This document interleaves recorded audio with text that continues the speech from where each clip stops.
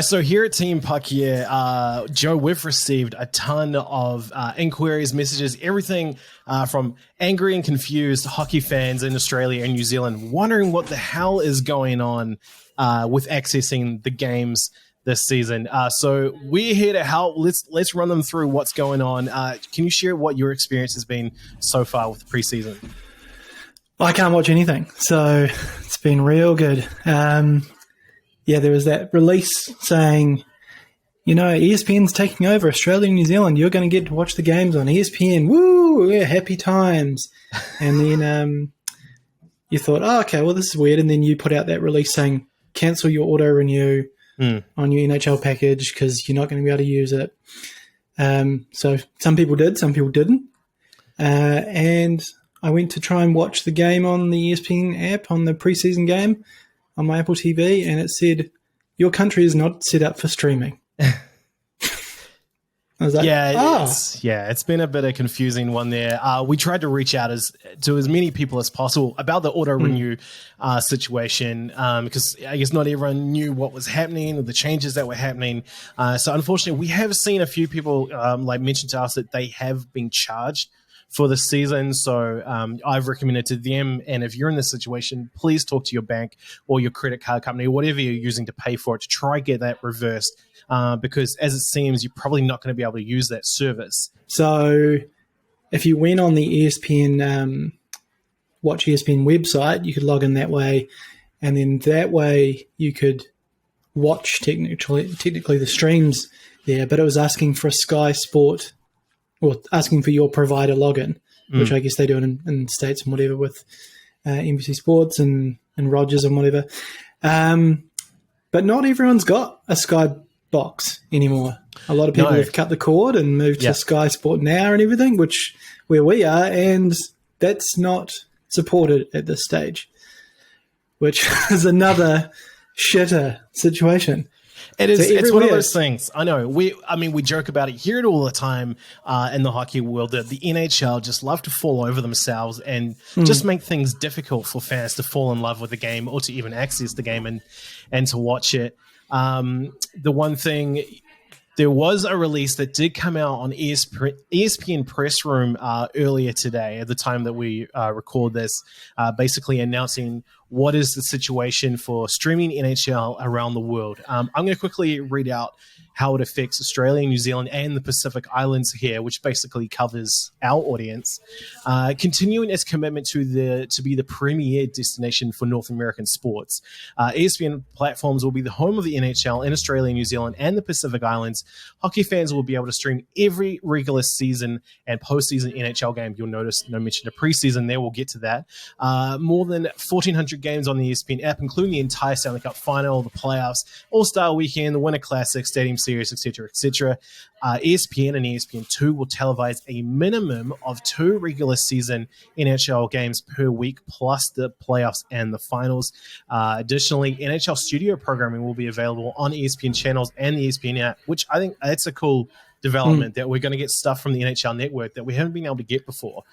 So you'll get the likes of Kevin Weeks and whatnot all the time. With that, and does that include like the draft and all that stuff, which was never in the and maybe free agent frenzy or trade deadline shows and stuff like that, which would be cool. The interesting thing here, the last little tidbit, is ESPN and ESPN2 are available via Foxtel KO, Fetch TV, and Sky New Zealand. Of course, KO is basically Aussie's version of Sky Sport Now. No mention outside of that of getting access. So as it currently stands for New Zealand, Sky Go customers can access the ESPN app and the website for streaming. I've tried it. It works. But Sky Sport Now customers aren't currently supported. And you actually reached out to Sky Sport for a response from that, didn't you? Yes, and they tweeted back saying, we are working on it. So hopefully it'll be sorted soon. So, okay, cool. Time's ticking. But I have a bit of sympathy for Sky because I think they've just been handed this shitstorm. Yeah. And didn't really get a heads up on it. And when we had such a great service before, it's one of those things you don't really know what you've got until it's gone, and it's gone. Yeah, so there's a lot of pressure there for ESPN, Australia, New Zealand, and of course Sky and everyone else on how they're actually going to deliver this, because NHL TV did get to the point where, outside of having things like the draft and free agent frenzy, we got a lot of stuff. We got access to a lot of stuff. It was really handy. You could have it on your smart TV, your Apple TV, your console, your phone, your tablet, or iPad, whatever you want. If you had a device, you had a way of watching NHL games. As it currently stands, ESPN, they have an ESPN app like on Apple TV, but it does not work for this region. So hopefully that's something they're working on. That would be good. That would be good, especially if they're telling you, go to the ESPN app and you can stream all the games you want. Well, you can't even turn it on. So, I mean, the app on the phone works, which is a little bit weird as why that would work. But, hopefully the Sky Sport Now thing gets sorted.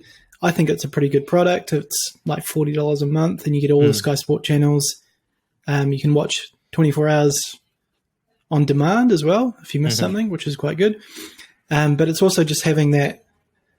I mean, in NHL TV, you had that. You could pick the home or away broadcasts, which is I know you're a big fan of watching the Leafs broadcast rather than some shitty broadcast out of Columbus. I'll always pick the Canadian broadcast over the American. Yeah, exactly. So this, I don't know, is this good night to Hockey Night in Canada broadcasts and the weekends? Do we have to get the Sky, like the ESPN or TNT, which could be quite interesting? But yeah, a little bit of frustration from hockey fans who have had it pretty good for a long time. Yeah, exactly. And I mean, we've been trying as hard as we can to get any kind of info, any update for everyone. So this is what we have up to this stage. Of course, it does seem like now that to access NHL this season, you're going to have a Sky Sport Now login if they do. If they are able to include it to ESPN, obviously from their response to you, Joe, it seems like that's what they're working on.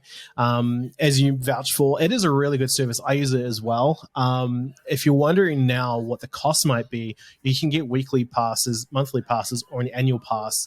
The thing is, an annual pass is $400 a year, which is a huge expense compared to what NHL TV used to be if you are only using this service just for NHL. If you're a sports fan and you like your rugby league, all the other stuff that they show, especially on ESPN, it's a win-win for you, especially if you already have that login.